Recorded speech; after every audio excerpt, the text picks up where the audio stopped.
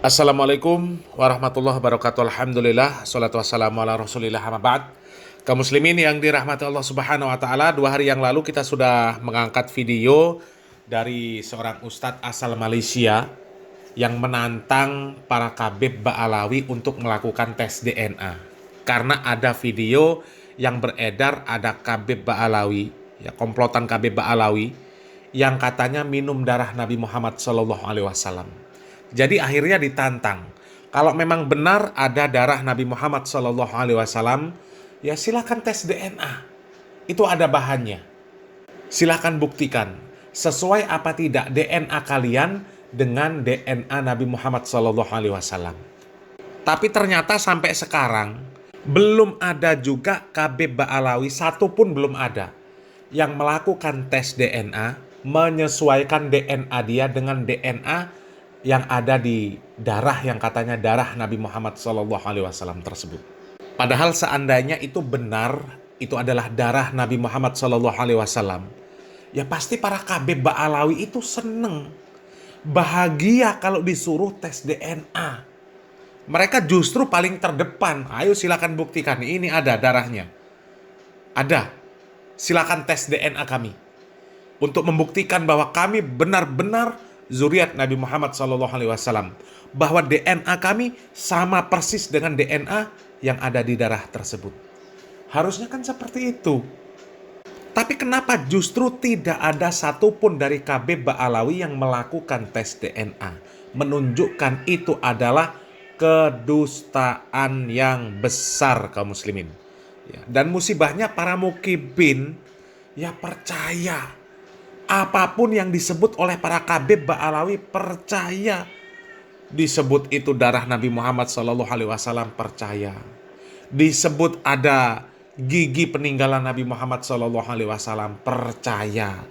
Disebut ada rambut peninggalan Nabi Muhammad SAW percaya.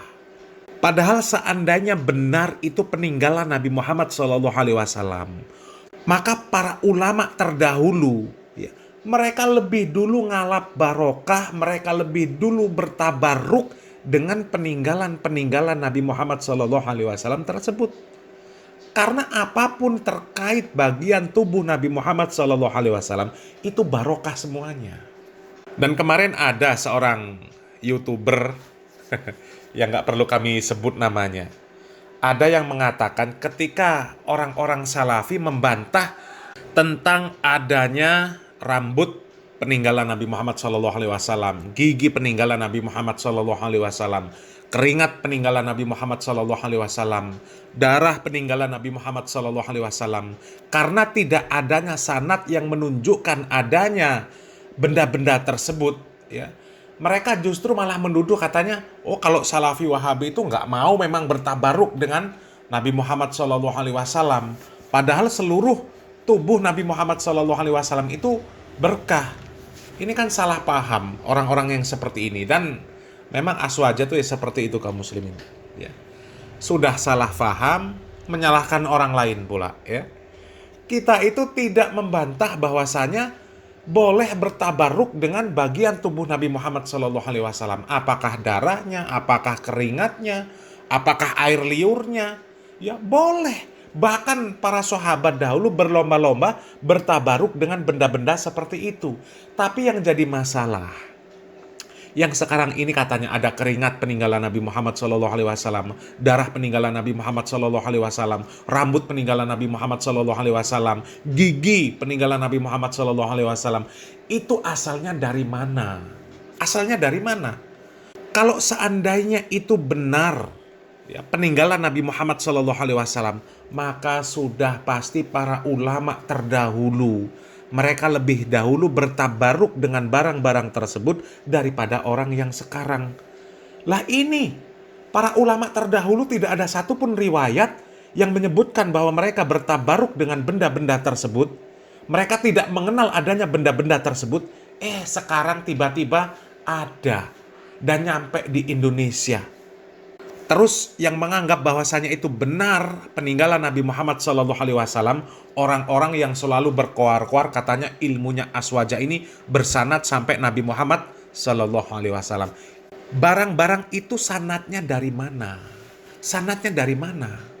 Ya, uang para ulama terdahulu nggak ada yang kenal, nggak ada yang meriwayatkan adanya benda tersebut. Kok sekarang tiba-tiba ada? Sanadnya dari mana? Ya paling ujung-ujungnya sanadnya dari mimpi. Ya, ujung-ujungnya itu katanya kiai. Kalau katanya kiai, ya sudah manut saja. Itu kebiasaan orang Aswaja kaum muslimin ya. Dan yang menjadi mukibin, ya kebanyakan orang Aswaja. Bahkan 99,9% mukibin Ba'alawi, mukibin para kabib Ba'alawi, ya orang Aswaja. Karena memang ada video statement dari Islah Bahrawi yang mengatakan bahwa yang memerintahkan untuk memuliakan para kabib Ba'alawi, yaitu kiai-kiai NU. Selain kiai NU nggak ada. Jadi mukibin itu ya fix. 99,9% mereka itu ya orang-orang Aswaja. Dan ternyata mukibin itu kaum muslimin nggak di Indonesia, nggak di Malaysia, sama persis kaum muslimin, ya sama persis.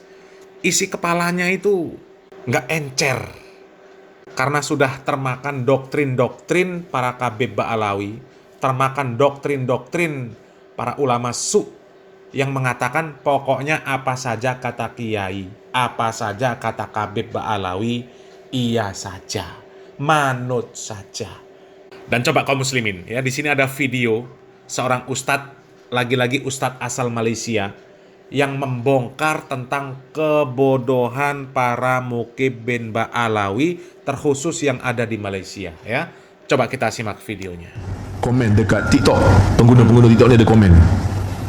Kan ada Habib datang kan negara kita ni. Habib Umar. Habib bagi ceramah, komen kat bawah tu. Masya Allah, Habib datang, hujan terus negara kita. Perasan tak 2-3 hari ni sejuk? Perasan tak 2-3 hari ni hujan? Sebelum ni panas. Masya Allah, Habib.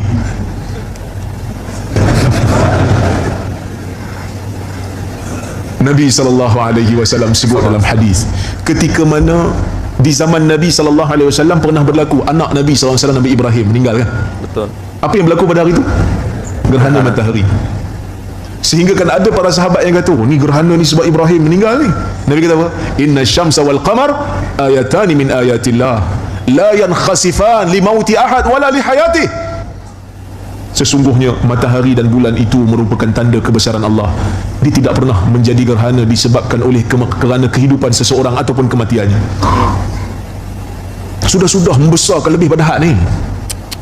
Kalau dia tak datang pun hujan juga kalau Allah Ta'ala nak hujankan. Betul. Bahkan negara Habib tu panas, kering kontang. Padang pasir pun perang lagi. Saya pergi dah Yaman ni, saya tengok kering, tak hujan pun, dia duduk hari-hari kat situ. Saya bukanlah nak hina manusia, tapi Betul. kita nak angkat manusia lebih-lebih sangat ni pasal apa? Ini benda-benda khurafat. Tapi cuba tengok, dia hanya kaitkan dengan benda yang baik. Lepas tu masa Habib datang, ringgit jatuh, tak nak kaitkan. Habib datang negara kita, ringgit jatuh nampaknya, tak nak kait. Sebab dia tak terfikir yang tu. Banyak benda-benda yang lain yang kita tak suka berlaku. Kenapa kita tak kaitkan dengan kedatangan Habib tu?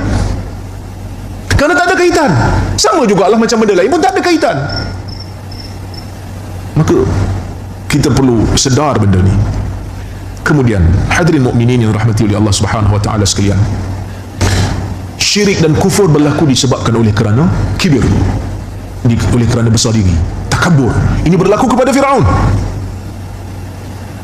Firaun mengaku, alaysa li mulku Misr?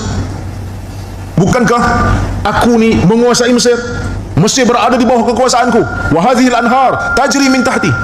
Dan sungai-sungai ini berlalu di bawah kuasaku. Kamu tak nampak ke? Afala tubsirun? Kamu tak nampak ke? Itu soalan Firaun, sehingga dia besar diri dan mengaku sebagai Tuhan. Allah orang untuk syirik, untuk sembah dia.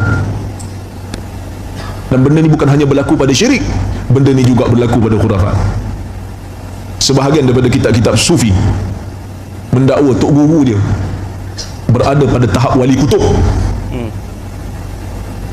menguasai alam. Kalau tok guru dia sebut kun fayakun, bila kata kun aja jadi, maka jadi. Amboi, dia punya dahsyat.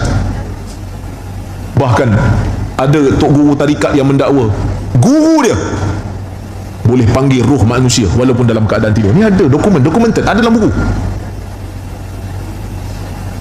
Tuan-tuan pernah kena panggil? Tengah-tengah tidur rasa roh tak ada, nak bangun tak boleh. Pasal apa? Saya roh sedang meeting dengan wali sekian-sekian. Ini khurafat, ni percayai sebagai sebahagian daripada agama.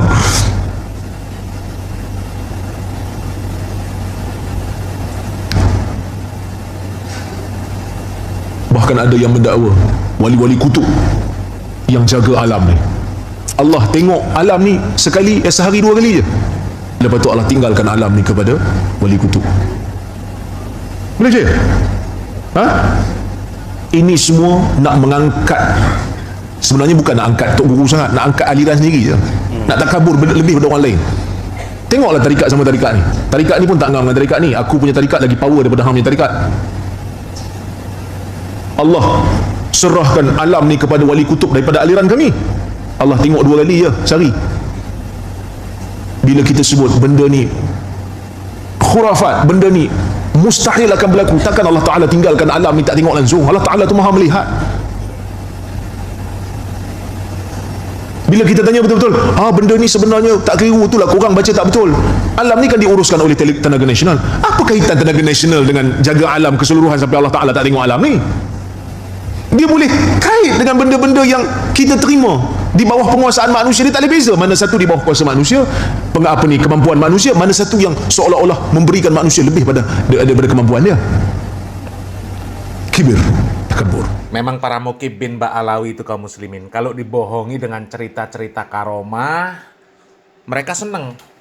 Apalagi kalau sudah ada doktrin-doktrin, mereka bakal masuk surga dengan cara yang singkat, dengan cara yang mudah.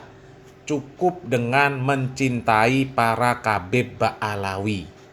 Cukup mengambil barokah dari bekas-bekas mereka. Cukup memberikan fulus kita kepada mereka. Cukup jamin kehidupan mereka, maka akan dijamin masuk surga. Bahkan masuk surga tanpa hisab. Mukibin kalau didoktrin dengan doktrin yang seperti itu, mereka senang. Karena mereka tidak harus bersusah payah sholat, apalagi sholatnya berjamaah di masjid 5 waktu. Nggak perlu baca Al-Quran, nggak perlu membaca kitab-kitab para ulama, nggak perlu belajar tauhid, nggak perlu belajar fikih, nggak perlu belajar adab. Yang penting cinta sama kabib, selesai. Kan ada itu kaum muslimin, kisah-kisah orang-orang yang katanya karena cinta pada kabib Ba'alawi masuk surga tanpa hisab, padahal ahli maksiat, padahal nakal, ibadahnya berantakan, tapi karena cinta kepada para kabib Ba'alawi masuk surga tanpa hisab. Mukibin paling senang cerita-cerita seperti itu kaum muslimin. Apalagi ketika para kabib Ba'alawi bercerita tentang leluhur-leluhur mereka. Faqih Muqaddam, Abdullah Al-Haddad, Umar Mukhdor, yang sakti-sakti itu. Wah, Mukibin paling senang. Mereka langsung, ini Habib keturunannya Umar Mukhdor. Yang ini keturunannya Abdullah Al-Haddad. Yang ini keturunannya, ya pokoknya para kabib terdahulu lah, yang sakti-sakti, yang bisa memadamkan api neraka, yang sehari mi'raj 70 kali, ada yang sholat subuh nggak sadar-sadar karena cinta kepada Allah Subhanahu Wa Taala, ya sholat subuh 40 hari, dan macam-macam lah kaum muslimin. Belum lagi kalau mereka cerita tentang tarim, walah luar biasa. Tarim itu surganya dunia, tarim itu tempatnya para wali. Nggak ada anak-anak yang tumbuh sampai berkumis kecuali di sana jadi wali. Pokoknya memuja-muja tarim itu dengan pujaan yang sangat luar biasa. Ya, tapi anehnya seperti yang diceritakan tadi kaum muslimin ya, para mukibin Ba'alawi.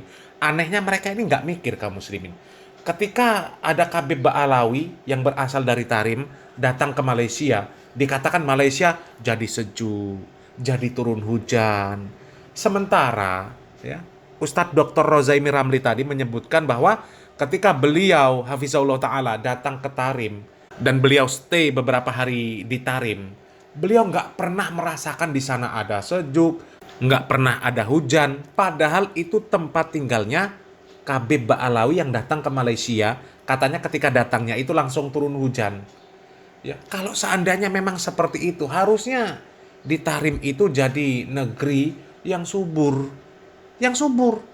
Turun hujan, iklimnya enak, sejuk, nggak panas. Tapi ternyata buktinya apa di Tarim? Kering kerontang. Konflik berkepanjangan di Yaman. Jadi mana keberkahannya Umar bin Hafiz itu mana? Coba. Dan Mukibin yang seperti ini, ya, kok ya masih percaya? La ilaha illallah. Parah kaum muslimin ya. Semoga Allah Subhanahu wa taala memberikan taufik dan hidayah ya. Salam waras, salam akal sehat. Barakallahu fikum. Wassalamualaikum warahmatullahi wabarakatuh.